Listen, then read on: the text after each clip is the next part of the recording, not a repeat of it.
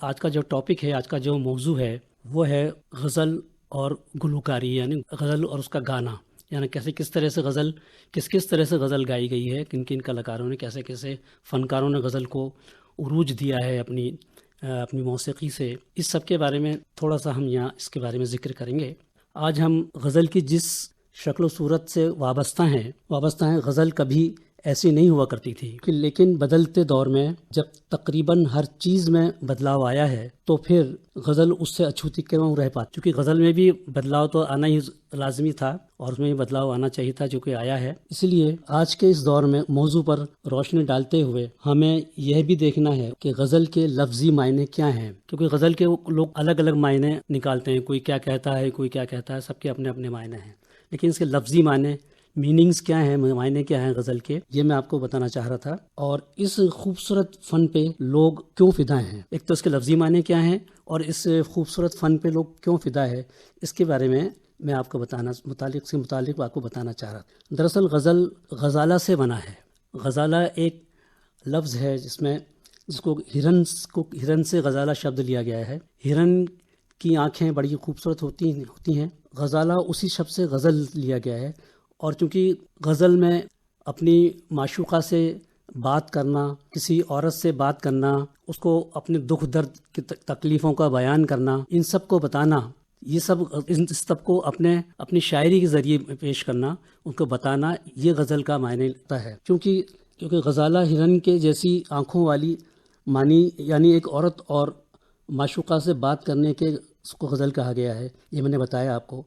اپنی معشوقہ کی تعریف کے ساتھ ساتھ غزل میں اپنے دل کی بات شاعری کے ذریعے بیان کی جاتی ہے. لیکن اس سب کے باوجود اب غزل میں حسن و عشق اور شراب و کباب کے ساتھ ساتھ زمانے کے حالات کو بھی شامل کر لیا گیا ہے. کیونکہ پہلے غزل میں حسن و عشق اور یہی ہوا کرتا تھا، عاشق و معشوق، شراب، کباب، اس کو مانا جاتا تھا. لیکن اب زمانے کے حالات جس طرح سے بدلے ہیں، ان حالات کے مد نظر جو ہے اس میں اور جو زمانے کے حالات ہیں، جیسے کہ غریبی ہے یا دکھ درد ہے یا پریشانیاں ہیں، آج کل کے حالات جو ہیں، ان سب کو بھی غزل میں سمو لیا جا رہا ہے اور اچھے اشعار کہے جا رہے ہیں. اس کے باوجود بھی میں اس میں ایک شعر جو اس کے مثال کے طور پر پیش کروں گا، جس میں کہا گیا ہے کہ ہم اپنے دور کی خوشیاں خریدتے کیسے. کیونکہ یہ اس کے دور کو بھی شامل کیا گیا ہے، اس لیے اس میں فرما رہے ہیں شاعر کہ ہم اپنے دور کی خوشیاں خریدتے کیسے، ہماری جیب میں پچھلی صدی کے سکے تھے. تو اس میں یہ بتایا گیا کہ ہم اس دور میں جو ہے وہ اپنا ارمانوں کو کیسے پورا کریں، کیا نہیں کریں. تو یہ بدلاؤ ہے، یہ غزل میں ایک بدلاؤ جو آیا ہے، یہ اس کے متعلق میں آپ کو بتا رہا ہوں. آج غزل قومی یکجہتی اور وطن پرستی جیسے جذبات کو بھی شامل کیا گیا ہے. یعنی کہ ہمارے ملک میں جو ہماری وطن پرستی ہے، اس کو بھی اس میں شامل کیا گیا ہے غزل میں. اس لیے غزل کیا ہے، اس کو کسی نے اس طرح بھی بیان کیا ہے کہ غزل ایک ایسی نئی نویلی دلہن کی طرح ہے، ایک ایسی نئی نویلی دلہن کی طرح ہے جیسے جب کوئی دلہن اپنے سسرال آتی ہے اور جب اس کا پہلا قدم سسرال میں پڑتا ہے تو اس کے پائزیب کی کھنک کے ساتھ ہی سسرال والوں کی الگ الگ امیدیں جاگ جاتی ہیں، جس میں ساس سسر سوچتے ہیں کہ اب ہماری دیکھ بھال اچھی طرح ہوگی، تو گھر کے بچے اسے اپنے ساتھ کھیلنے کا ایک کھلونا سمجھ لیتے ہیں، اور دلہن کا شوہر تو اسے ارمانوں اور خوابوں کی تعبیر تصور کرتا ہے. یعنی غزل کو الگ الگ نظریے سے جس طرح دیکھا جاتا ہے ایک دلہن روپی غزل کو، تو اس کو انہوں نے بتایا ہے شاعر نے. اور غزل جس کے لیے مانا جاتا ہے کہ یہ ولی دکنی کے یہاں پیدا ہوئی، یعنی حیدرآباد کے جو شاعر تھے ولی دکنی، کہا جاتا ہے کہ پہلی غزل انہوں نے لکھی. تو اسی لیے بتایا جاتا ہے کہ ولی دکنی کی یہاں غزل پیدا ہوئی اور غالب نے اس کی پرورش کی. غزل کی پرورش غالب صاحب کے یہاں ہوئی اور مرزا غالب نے اس کی پرورش کی، اور جبکہ بابا شاعر میر تقی میر نے اس میں اثر ہونے والی جان پھونکی. یعنی اس میں جو جان پھونکی گئی وہ بابا شاعر کہلاتے ہیں سب سے بڑے شاعروں میں، جن کو میر تقی میر کہتے ہیں. لوگ کہتے ہیں کہ غالب سے بھی بڑے شاعر تھے میر تقی میر. انہوں نے اس میں اپنی جان پھونکی غزل میں، کیونکہ کبھی بادشاہوں اور نوابوں کے درباروں میں اٹھلاتی ہوئی غزل آج اپنی شدید فارسی اور عربی زبان کو پیچھے چھوڑ کر عام لوگوں کی زبان کی شکل میں ہمارے سامنے آ گئی ہے، جسے ہر عام آدمی اپنے طریقے سے پیار کرنے لگا ہے. کیونکہ پہلے غزل بہت ہی شدید فارسی اردو، غالب نے بھی پہلے بہت شدید شاعری کی، جسے لوگوں نے کم سمجھا. لیکن جب غالب نے، حالانکہ ان کے اشعار کے معنی بڑے زبردست ہوتے تھے، بڑی اچھی کامیاب غزلیں ہوتی تھیں، لیکن جب انہوں نے دیکھا کہ لوگ باگ اس کو کم سمجھ رہے ہیں تو انہوں نے اپنی شاعری میں تھوڑی سی انہوں نے اپنی شاعری میں تھوڑا بدلاؤ لائے، وہ اس کو تھوڑا ہلکا کیا، اشعار کے طریقے سے غزل کا ہلکی نہیں کی، الفاظ ہلکے کیے۔ اسی طرح سے پہلے غزل کا جو دائرہ تھا بہت کم تھا، اس حساب سے آج کافی وسیع ہو گیا، کیونکہ اس کو شاعروں نے اپنے تھوڑا سا اس میں ہلکا پن نہیں کہیں گے، لیکن شاعروں نے اس کو لکھنے میں تھوڑا سا اچھے الفاظ عام زبان میں شاعری کرنی شروع کی، جس سے لوگ اس سے جڑنے لگے۔ اور حضرات ساتھ ساتھ آج غزل کو پورے معاشرے میں مقبول کرنے میں اس کے گلوکاروں یعنی اس کے گانے والوں نے جو موسیقی کے رنگ بھرے ہیں،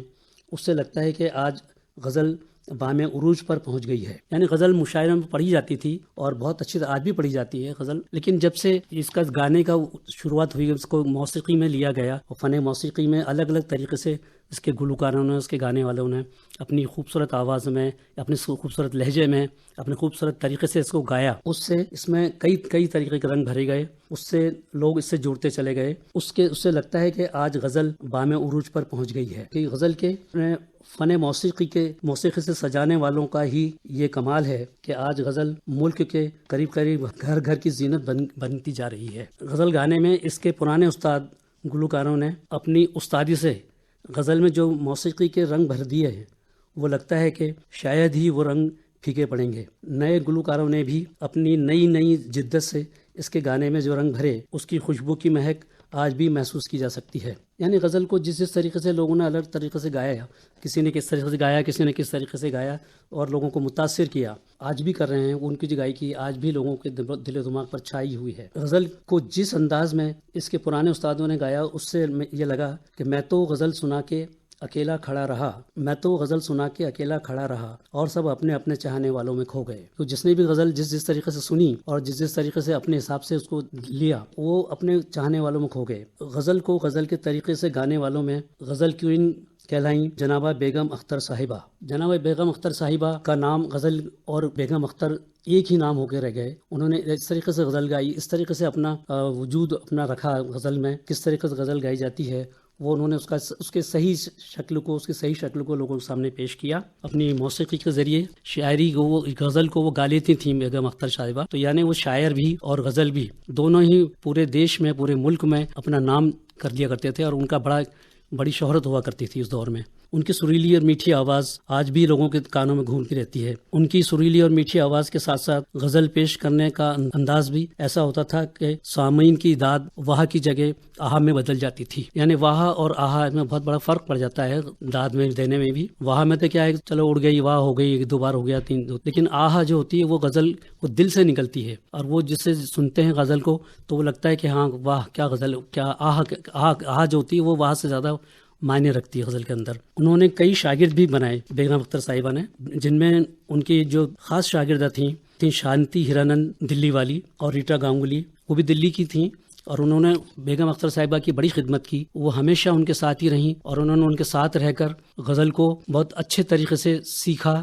نہ صرف سیکھا بلکہ ان کے ساتھ ہی رہیں ہمیشہ، اور غزل کو غزل کے طریقے سے انہوں نے گایا۔ بیگم صاحبہ کے علاوہ راجستھان میں پیدا ہوئے اور بعد میں پاکستان چلے جانے والے گلوکاری کے بادشاہ استاد مہدی حسن نے اپنی کلاسیکی غزل گائیکی کا یا گلوکاری کا وہ کمال دکھایا کہ آج تک کوئی اور غزل گائک اس یا ان کے کام کو نہیں چھو سکا، کیونکہ جس طریقے سے وہ غزل گاتے تھے موسیقی کے ساتھ، حالانکہ ان کے ریکارڈ ابھی بھی سن سکتے ہیں آپ، ہر طریقے سے انہوں نے اپنا غزل کو وہ کیا، عروج دیا ہے۔ وہ الفاظ کو سمجھ کے غزل گاتے تھے مہدی حسن صاحب، کس الفاظ کو، کس اشعار کو کس طریقے سے کہاں تک لمبا کھینچنا ہے، کہاں تک اس کا آلاپ لینا ہے۔ کلاسیکی موسیقی کے ذریعے جب اس کو گاتے تھے، اور ماشاءاللہ ان کی آواز بھی بڑی خوبصورت تھی، تو جب وہ گاتے تھے تو لگتا تھا کہ واقعی میں غزل گائی جا رہی ہے۔ غزل اور مہدی حسن بھی اپنے آپ میں ایک ہی ہو کے رہ گئے، اور شاید ہی کوئی اس مقام تک، ان کو جس مقام انہوں نے چھوا، شاید ہی اس مقام تک کوئی چھو پائے گا، ابھی بھی ایسا لگتا ہے۔ آج بھی غزل کی گلوکاری کی بات چلتے ہی مہدی حسن کا نام صف اول پر دیکھا جا سکتا ہے۔ اسی طریقے سے پاکستان کے غلام علی نے گلوکاری میں موسیقی کے کلاسیکی انداز کو سادانہ طریقے سے پیش کیا کہ وہ ہندوستان اور پاکستان میں چاہنے والوں کا ایک سیلاب سے امڑ آیا، کیونکہ جس طریقے سے وہ گاتے ہیں، ابھی بھی گاتے ہیں، لیکن حالانکہ وہ نے کم کر دیا انہوں نے گانا بجانا، تو لیکن ابھی بھی جب وہ گاتے ہیں تو لوگ ان کو سننے کے لیے امڑ پڑتے ہیں، کیونکہ ان کے انداز میں خاص طور سے کلاسیکی پٹ جو ہے وہ ہے۔ اسی طرح سے ہندوستان میں یعنی اپنے ملک کے گلوکاروں میں استاد جگجیت سنگھ کا ذکر خیر کیے بغیر ہماری بات ادھوری رہے گی، کیونکہ انہوں نے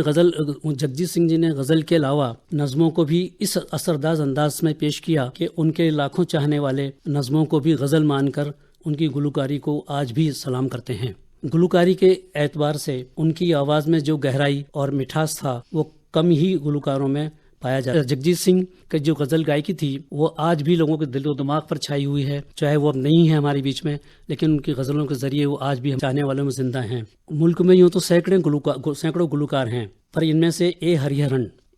ہرن ایک ساؤتھ انڈین ہوتے ہوئے، اور حالانکہ انہوں نے کلاسیکل میوزک استاد غلام مصطفیٰ خان سے سیکھا، لیکن انہوں نے کو بہت کم انداز میں پیش کیا، پر غزل کو انہوں نے جس طریقے سے گایا ہے اس سے لگتا ہے کہ اے ہری ہرن اور غزل بھی ایک ہو کر رہ گئے ہیں۔ ان کا جو انداز تھا وہ آج بھی بہت کم لوگوں میں پایا جاتا ہے، ان کی آواز میں گہرائی مٹھاس ہے وہ کم ہی لوگوں میں پایا جاتا ہے۔ اس میں سے ایک اور ہیں چندن داس بہت اچھی غزل گاتے ہیں، بہت سلجھی ہوئی غزل گاتے ہیں، ان کی آواز میں بڑی صاف گوئی ہے، اچھے انسان بھی ہیں اور اچھے گانے والے بھی ہیں۔ اسی طرح سے مہیلاؤں یعنی لیڈیز میں جو غزل گانے والی ہیں جن کو کہنا چاہیے وہ ہیں مدھورانی، بامبے کی ہیں مدھورانی۔ وہ زیادہ تر صرف آکاشوانی اور ٹی وی پر ہی گاتی ہیں، کانسرٹس وغیرہ وہ نہیں کرتی، بہت کم کرتی ہیں، اور انہوں نے اپنا ایک ایسا مقام بنایا ہے غزل میں کہ آج بہت کم لیڈیز اس طریقے سے غزل گا بجا رہی ہیں۔ اسی میں مدھورانی کی شاگرداؤں میں آج بھی بڑا نام ہے غزل میں پیناز مسانی کو غزلوں کے لیے گورنمنٹ آف انڈیا نے پدم شری سے نوازا ہے، اور وہ ایک اچھی گائیکار، بڑی